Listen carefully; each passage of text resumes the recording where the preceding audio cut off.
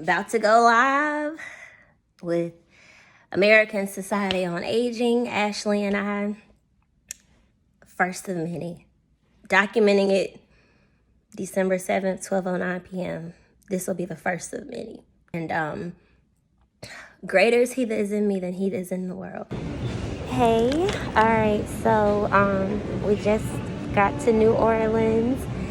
I wanted to get footage of this earlier today, but a lot was going on. I was trying to make sure that I was out of the house by 6:50 this morning. Then we got to the airport. Stuff was going on there. We did a lot of speed walking.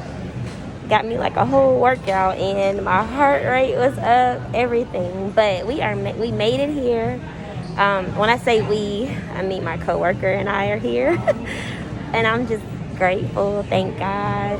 We're safe, and let's see how the day unfolds. Okay, so I'm finally in my room. It has been a long behind day. I feel like I keep saying that on all my videos now, but it really has been a long day. I'm in my room finally. Got a little view. Nothing major, you know, but it's nice to have a little view. A lot of sunlight, but I'm a vampire, so I usually keep the curtains closed, but they can stay open for now.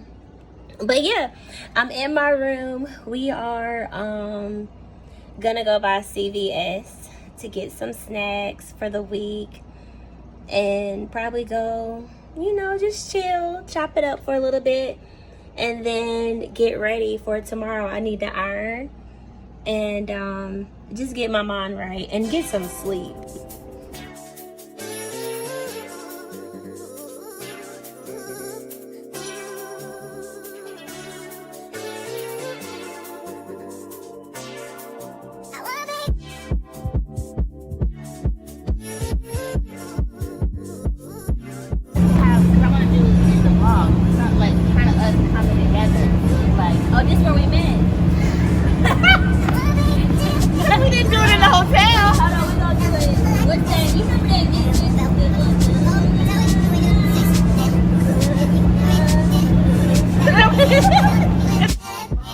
I'm tired. I'm in for the night. We have walked around, not far. We went to CVS, enjoyed a nice little walk, and came back, sat at the bar, ate, talked.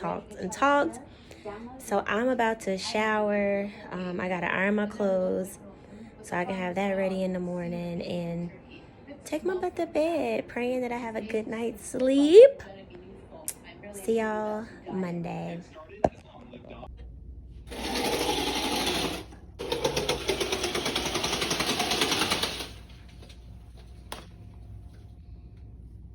Morning. All right, first day of the conference. I got a little confession. I did not iron last night like I said I was. I stopped the video and was like, girl, you ain't ironing. And got in the shower. So I gotta iron and just get ready. So let's get to it.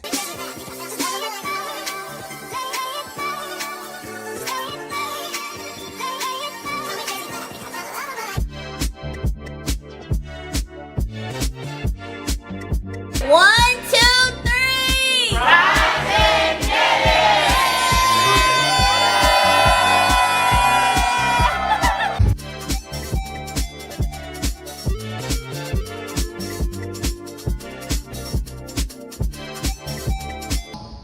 We have to describe the solutions, and we have to lean into and live the solutions.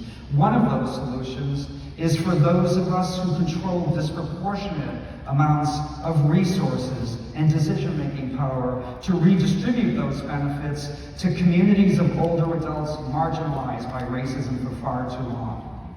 Now, ASA's strategic plan is anti-ageist guidelines to end ageism where it is most visible, in marketing, advertising, and all forms of media.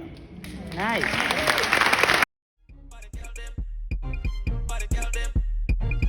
She gon' slide right to my we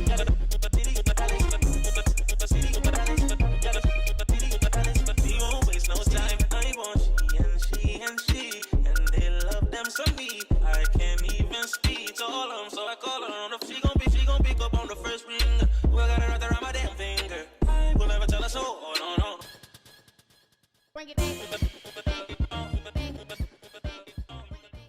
Hey, so my lipstick is a little worn off, but that's okay.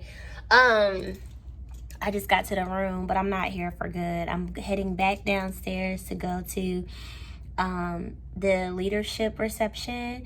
But y'all, today has been so good.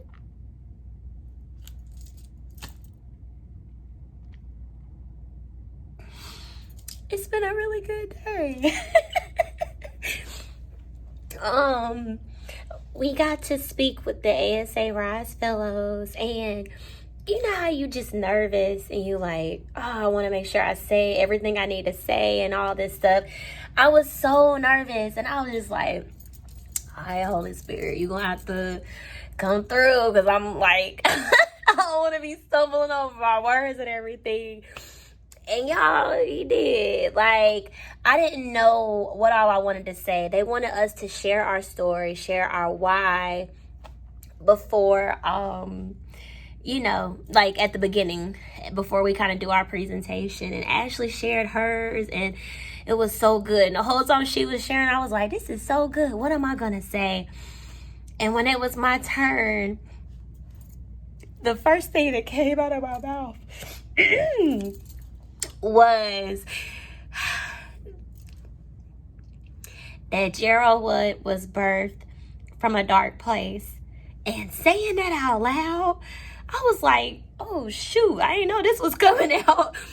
But it really was, because when I thought about coming up with Gero-what, in those times I felt so inadequate and like really trying to figure out what I had to offer. And, you know, just disappointed because I had been rejected so many times. And it was like, when is it gonna stop? Gero-what came out of that. And that was 4 years ago. Seeing where I started and where I am is just like, wow. So today has been awesome, and we're gonna go downstairs, kind of live it up a little bit at the reception. But there's been so many. I only got to make it to like 2 sessions and then our luncheon today.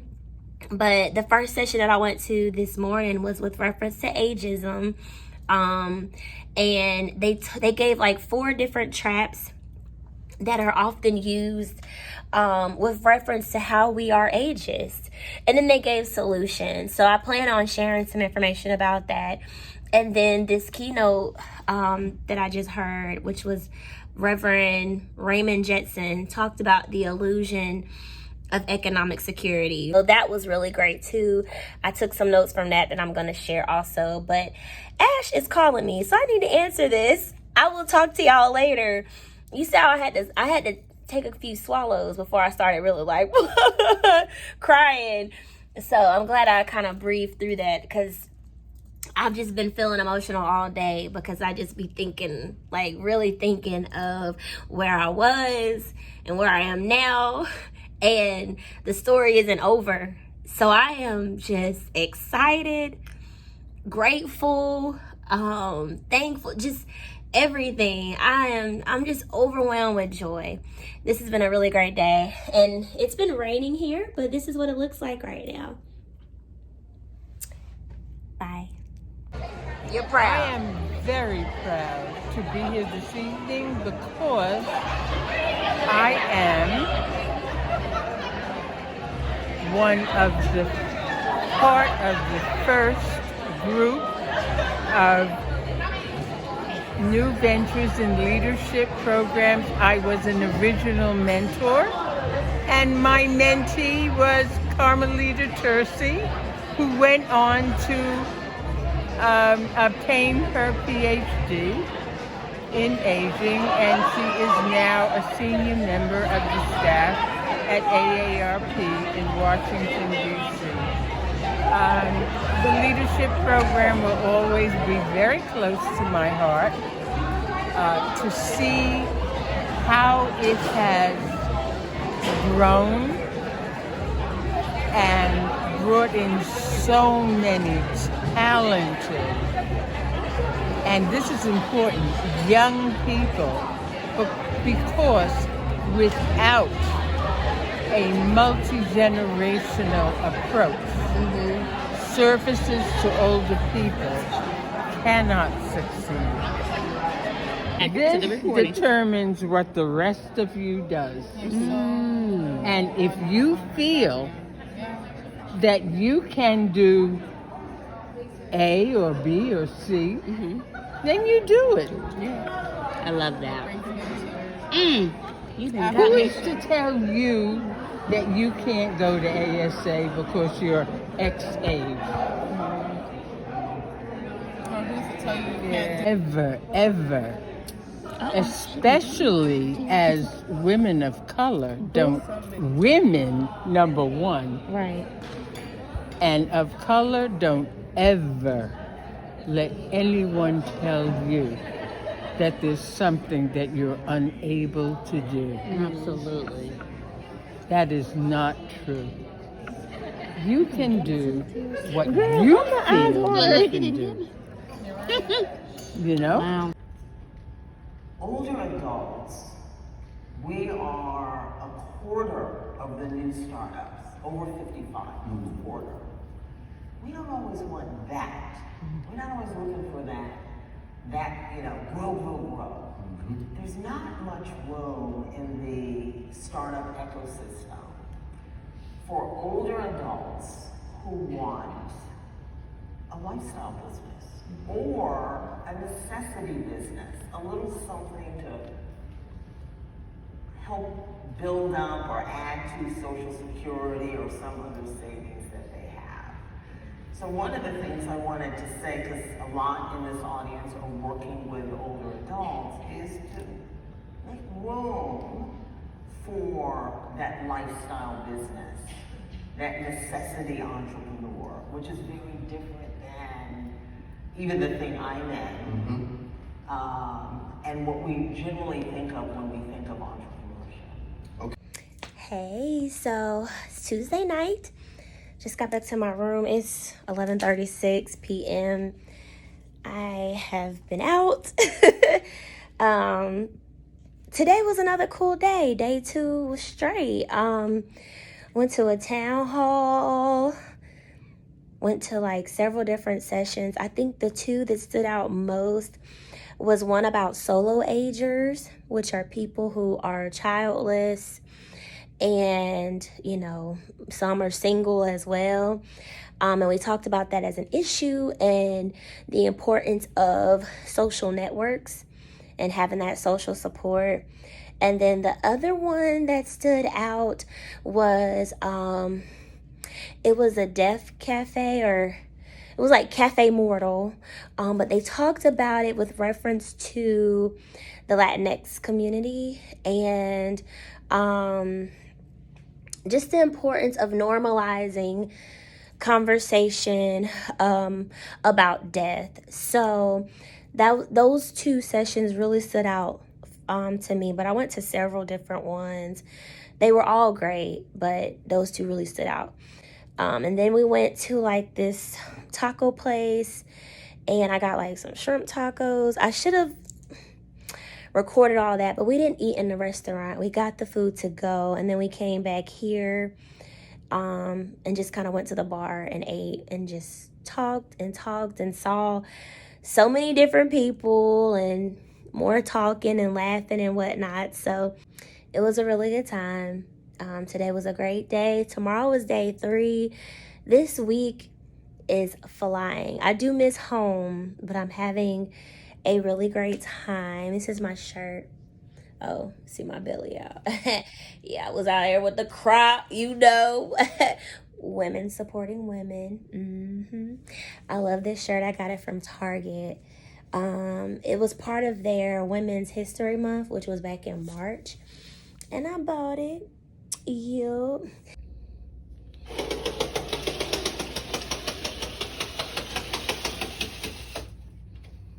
It's morning and we slept the night away.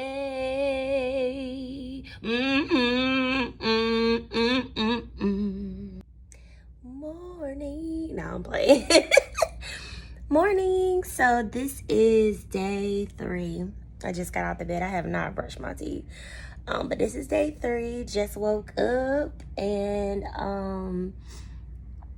it said it's supposed to rain this morning. I don't know. I want a hot breakfast. I have not had a hot breakfast or nothing. This whole entire time that I've been here, I really haven't even had breakfast in the morning. So, that's what I'm trying to do. And get some breakfast. Get some breakfast. Get some breakfast. Get some breakfast.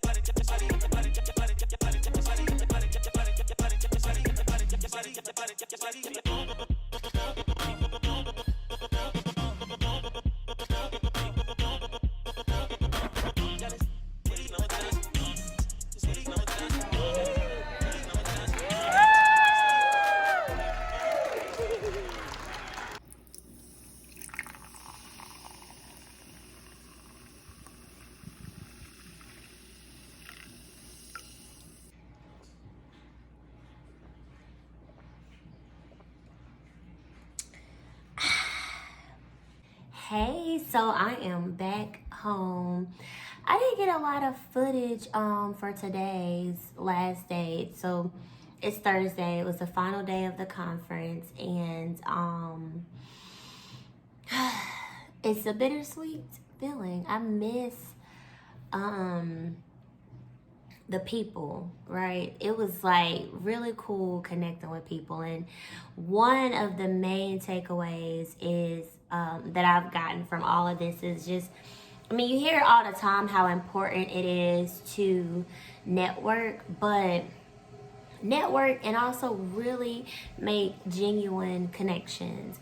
I met people of all ages, and our conversations, you know, it was like we already knew each other for years. We joked, we talked, all of that stuff, and I miss them already. But I got people's phone numbers or LinkedIn contacts or Facebook or Instagram or Twitter. So, you know, we'll be following up with each other. Don't mind the noise in the background. The first thing I did when I got home was took all of the clothes out of the suitcase and put them in the washing machine. I don't even want my luggage to sit around and be in the way. So I usually unpack as soon as I get home. So that's just the washing machine. And then I took a shower.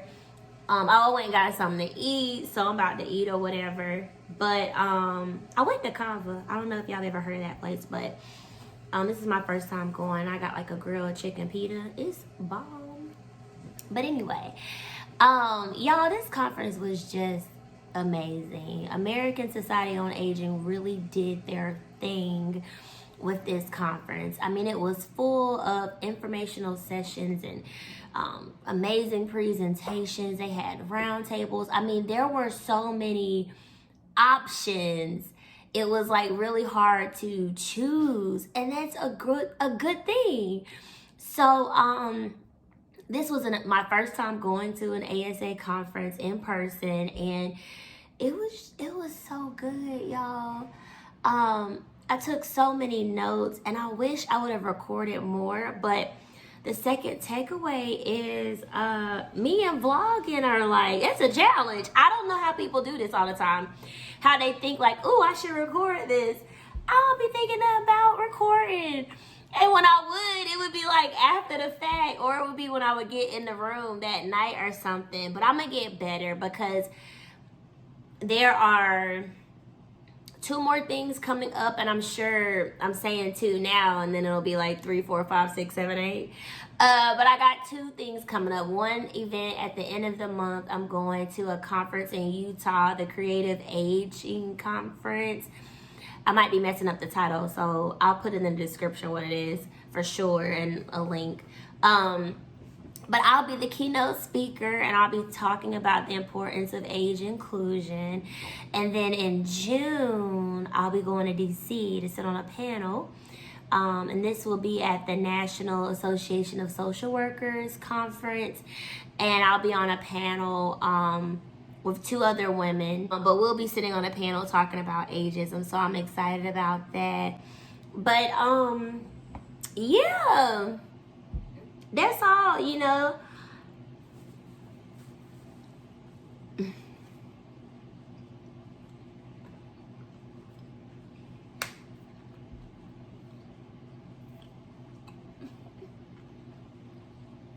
You know what I mean? So, if don't nobody make me laugh, I make me laugh. Anyway, this was an amazing conference.